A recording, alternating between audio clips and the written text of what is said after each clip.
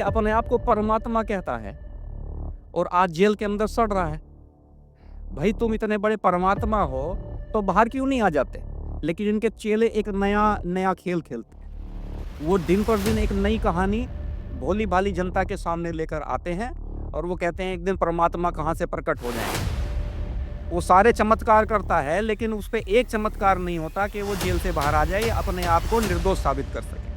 ये संत रामपाल जैसों ने धन के लालच में अपने आप को भगवान घोषित करके और भोली-भाली जनता का कैसे मूर्ख बनाया है। तुम अगर भगवान का विरोध करोगे तो तुम्हारा अंतिम हर्ष क्या होगा, ये संत रामपाल से सीखना चाहिए।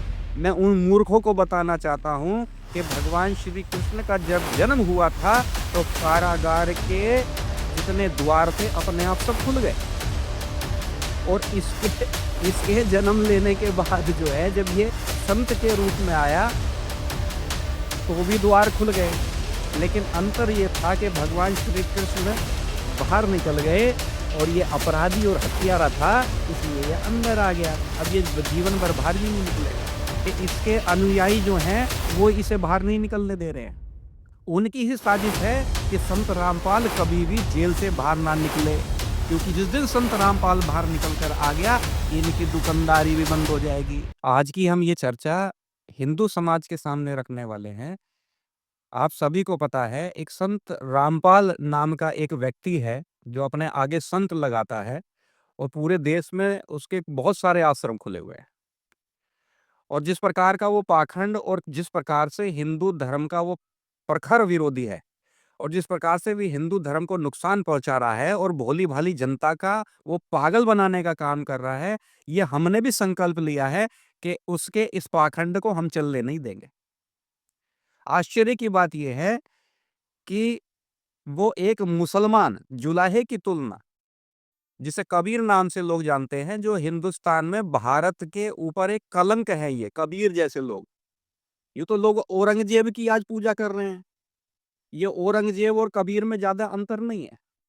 जिस प्रकार से इस औरंगजेब ने नृशंस हत्याएं करी और करवाई, उसी प्रकार से आप कबीर को भी भारत के अंदर एक कट्टरपंथी इस्लामिक जिहादी पहला स्लीपर सेल भारत के अंदर आप उसको मान सकते हैं।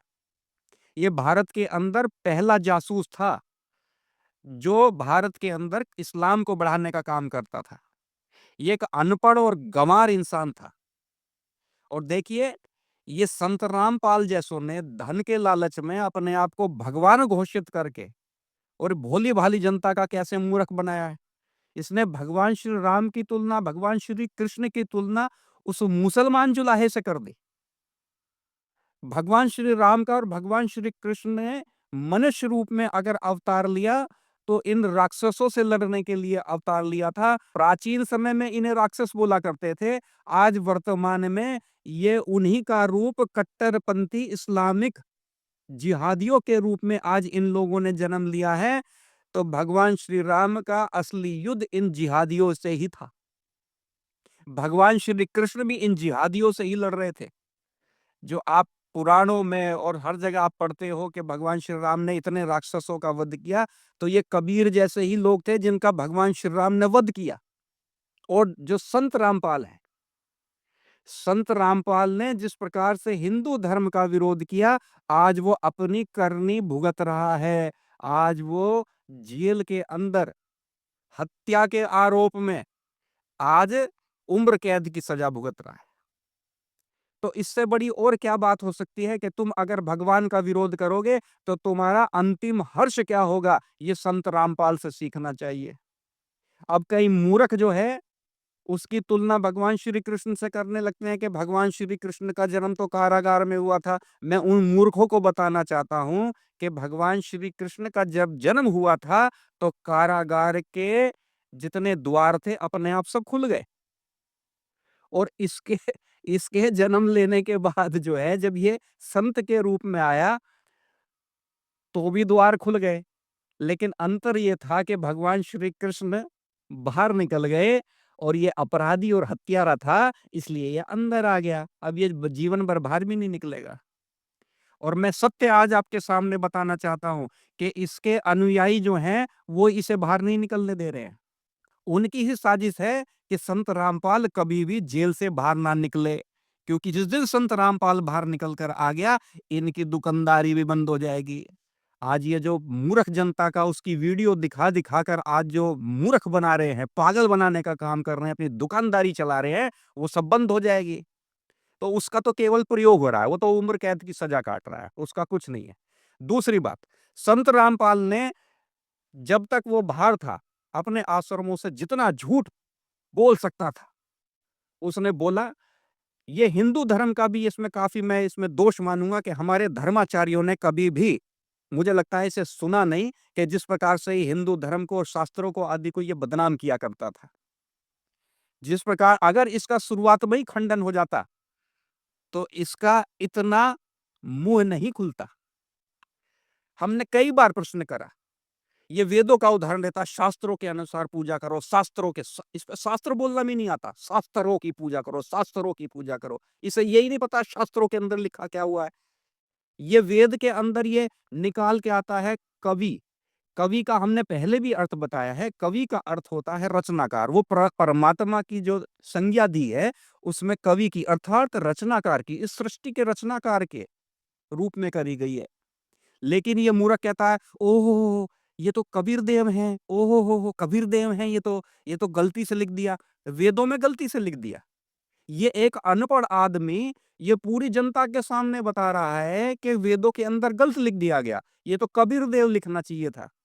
लेकिन आज तक इसका ना तो चेला, ना खुद रामपाल। अब रामपाल तो कोई शुद्ध नहीं कर सकता कि वो जेल में भजन कर रहा हो आराम से बैठ के, कबीर नाम का।